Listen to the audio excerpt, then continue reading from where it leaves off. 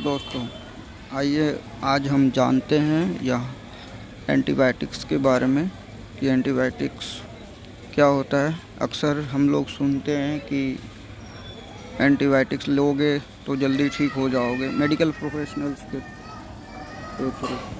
तो जानते हैं आज कि मेडिकल प्रोफेशनल में एंटीबायोटिक्स का क्या रोल है और क्या ये एंटीबायोटिक्स के बारे में वो हमें बताते हैं। एंटीबायोटिक्स के बारे में एंटीबायोटिक्स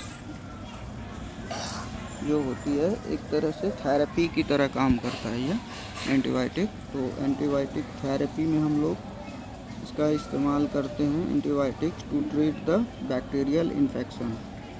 ठीक है, तो बैक्टीरियल इन्फेक्शंस को ट्रीट करने के लिए हम लोग एंटीबायोटिक थेरेपी मोस्टली यूज़ करते हैं। वैसे हम लोग प्रोटोजुअल में भी यूज़ करते हैं और फंगल में भी यूज़ करते हैं, पर वायरल में नहीं यूज़ करते कभी एंटीबायोटिक्स। ठीक है, जैसे उसका एग्जांपल है अमोक्सिसिलिन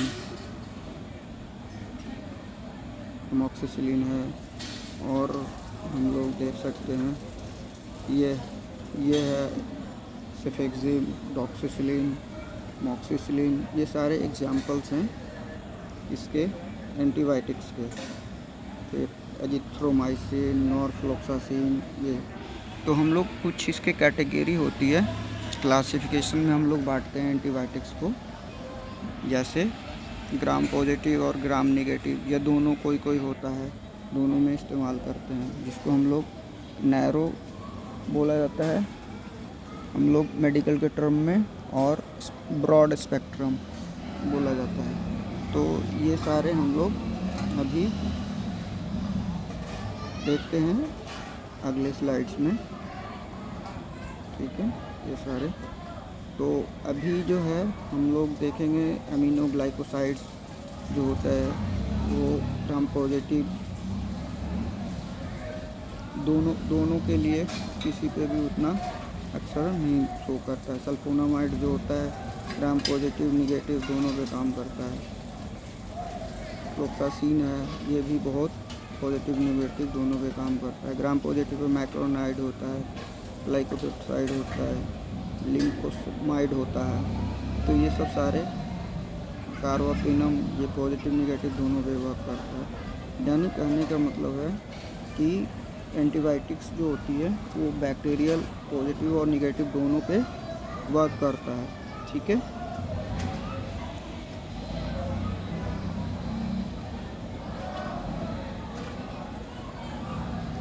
अब थोड़ा जानते हैं एंटीबायोटिक्स के इंट्रोडक्शन के बारे में। देखिए, एंटीबायोटिक्स जो होती है, एंटीबायोटिक जो होता है एक मेडिकेशन की तरह यूज़ करते हैं हम लोग, जो डिस्ट्रॉय करता है और इनहिबिट भी करता है माइक्रो ऑर्गेनिजम्स के ग्रोथ को, और उसको रोकता भी है और किल भी कर देता है बैक्टीरिया को, फंगी को, प्रोटोजोआ को। ठीक है, तो इस तरह से हम लोग एंटीबायोटिक्स के बारे में जानते हैं।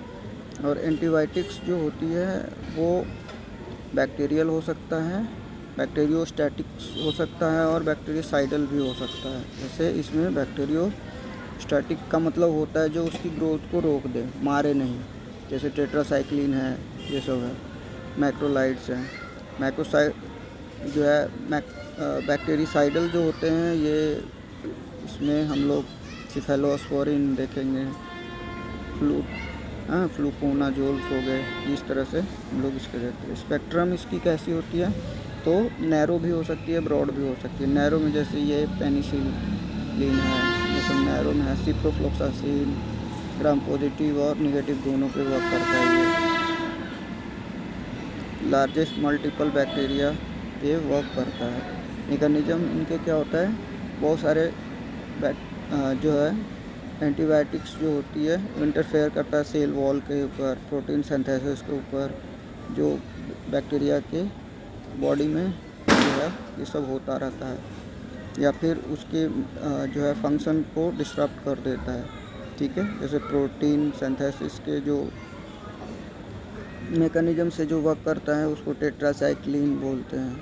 पेनिसिलिन जो होता है सेल वॉल को कर देता है। ये सब और आगे हम लोग बढ़िया से देखेंगे।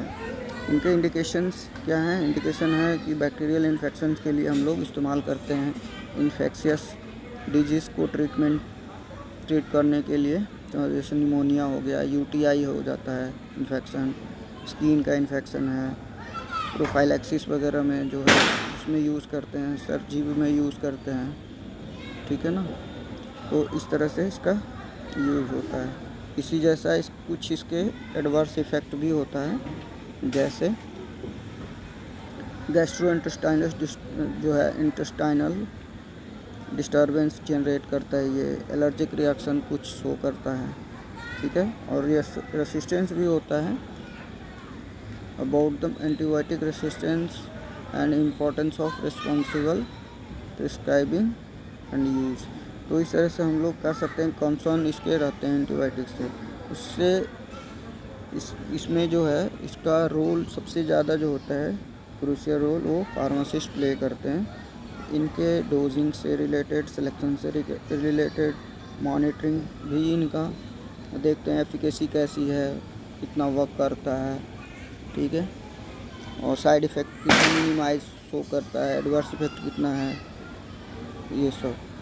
इसी जैसा ये जो है काउंसलिंग में भी पेशेंट्स के प्रॉपर यूज़ करता है।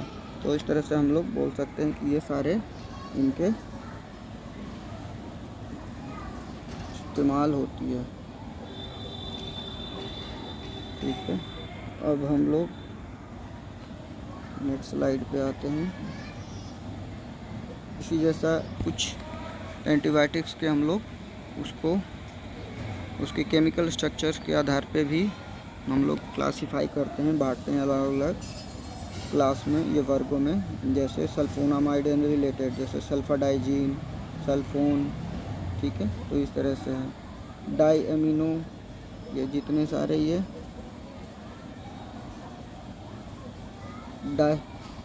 डाई एमिनो पायरिमिडीन्स हैं, इनके कुछ एग्जांपल जैसे ट्राई एथोप्रीम, ये एग्जांपल्स हैं। इसे क्विनोलोन्स हैं, norfloxacin, ciprofloxacin, beta lactam, penicillin, ये सिफेलोस्पोरिन, ये सारे इसके एग्जांपल्स हैं।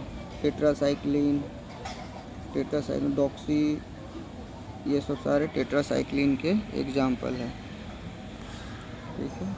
क्लोरामफेनिकोल नाइट्रोबेंजीन डेरिवेटिव्स में आते हैं ये। इसी जैसा एमिनोग्लाइकोसाइड इम्पोर्टेंट है, ये स्ट्रेप्टोमाइसिन, जेंटामाइसिन, ये सब सारे इसके एग्जांपल में आ जाता है। मैक्रोलाइड्स एंटीबायोटिक में एरिथ्रोमाइसिन है, ठीक है। इसी जैसा सल्फोनामाइड्स में बता ही दिया, क्विनोलोन्स में आ जाता है, इसमें एलिडिक्सिक एसिड्स, सिप्रोफ्लोक्सासिन, ये बीटा लैक्टम में भी बताया है, ठीक है जी। नेक्स्ट हम लोग चलेंगे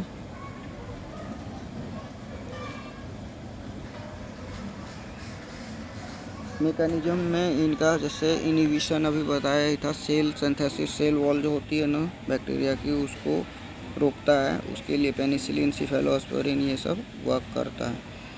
उसकी सेल मेम्ब्रेन जो होता है उसको इनहिबिट कर देता है, ठीक है, अलग मैकेनिज्म में।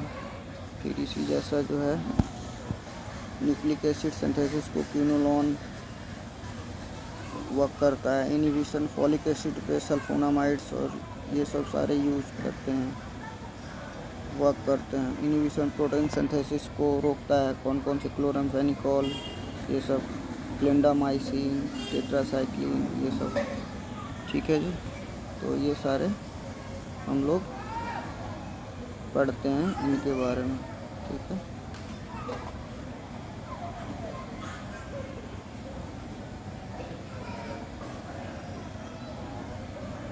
इसी जैसा कुछ साइड इफ़ेक्ट हैं, जैसे पेनिसिलिन शो करता है एलर्जी, तो ये सब कुछ एलर्जी हैं जो हम लोग देखते हैं, ठीक है। कुछ एनारोबिक इन्फेक्शंस के लिए, जो जिनको कोई भी ऐसा बैक्टीरिया है जो बिना ऑक्सीजन के ही जो है वो वर्क करता है, ठीक है, एक्टिव रहता है, तो उन सब में भी ये एंटीबायोटिक्स यूज़ करते हैं, जैसे कार्बापेनम।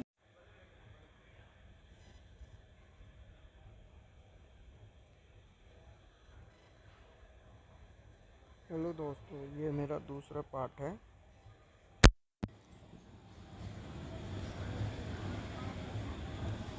एंटीबायोटिक्स का।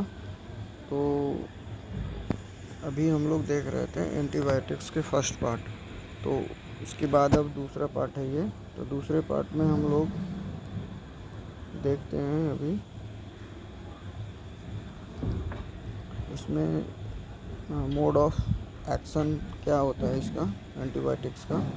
तो वही मैंने बताया था, एंटीबायोटिक जो है बैक्टीरियोस्टैटिक होता है और बैक्टीरियोसाइडल होता है, ये दोनों तरह के होते हैं, ठीक है।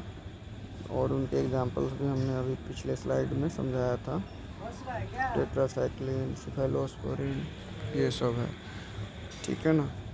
इसी जैसा अब हम लोग इसके साइड इफ़ेक्ट को रिड्यूस करने के लिए हम लोग प्रोबायोटिक यूज़ करते हैं। प्रोबायोटिक्स जो होते हैं जैसे, तो ये सारे प्रोबायोटिक्स के एग्जांपल्स हैं, ठीक है ना। इसमें साइड इफ़ेक्ट को रिड्यूस करने का ये जो है मेडिकेशन होता है, ईट प्रोबायोटिक योगर्ट। तो ये सब सारे जो हैं इसके एंटीबायोटिक्स के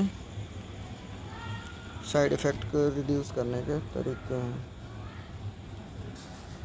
अभी हम लोग अब नेक्स्ट देखते हैं, जैसे इसमें है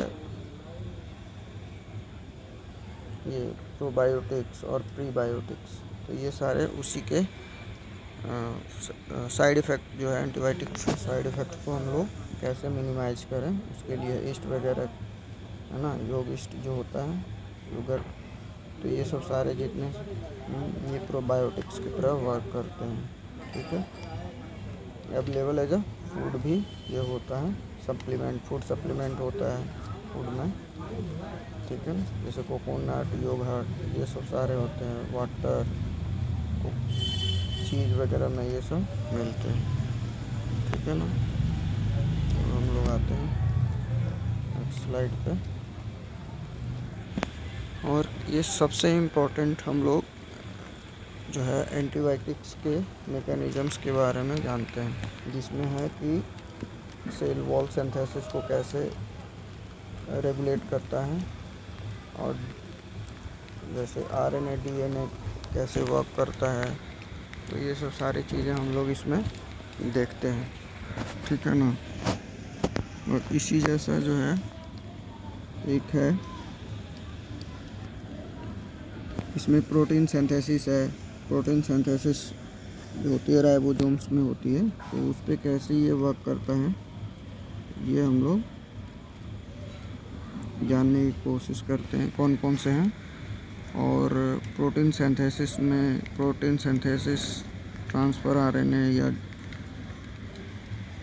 50S इनहिबिटर्स कौन कौन है, डीएनए डायरेक्टेड आरएनए पॉलीमरेज पे कौन कौन से वर्क करते हैं, ये सब सारे मतलब मैकेनिज्म है एंटीबायोटिक्स को बैक्टीरिया का किल करने के लिए या उसका ग्रोथ को कंट्रोल करने के लिए, ठीक है। तो ये पाबा है, ठीक है। तो इसमें सभी एग्जांपल्स हम लोग पहले देखे ही हैं। सिंथेसिस, सेल वॉल सिंथेसिस में ये है, साइक्लोसेरिन है, ये सब सेल वॉल सिंथेसिस को कंट्रोल करता है। पेनिसिलिन है, और इसी जैसा है प्रोटीन सिंथेसिस ट्रांसफ़र आरएनए में, है ना, मीपिरोसिन है। ये सारे इनके एंटीबायोटिक्स के एग्जांपल हैं। प्रोटीन सिंथेसिस 30S इनहिबिटर में आता है टेट्रासाइक्लिन, जेंटामाइसिन, स्ट्रिप्टोमाइसिन, ये सब सारे एग्जांपल्स हैं। स्ट्रिप्टोमाइसिन जो है डीएनए डायरेक्टेड आरएनए पॉलीमरेज के साथ भी वर्क करता है। आरएनए इनलोंगेशन में एक्टिनोमाइसिन काम करता है, ठीक है। सिप्रोफ्लॉक्सासिन डीएनए गायरेज एंजाइम के साथ में काम करता है। तो इस तरह से इसका यह एग्जांपल्स हैं मैकेनिज़म्स के।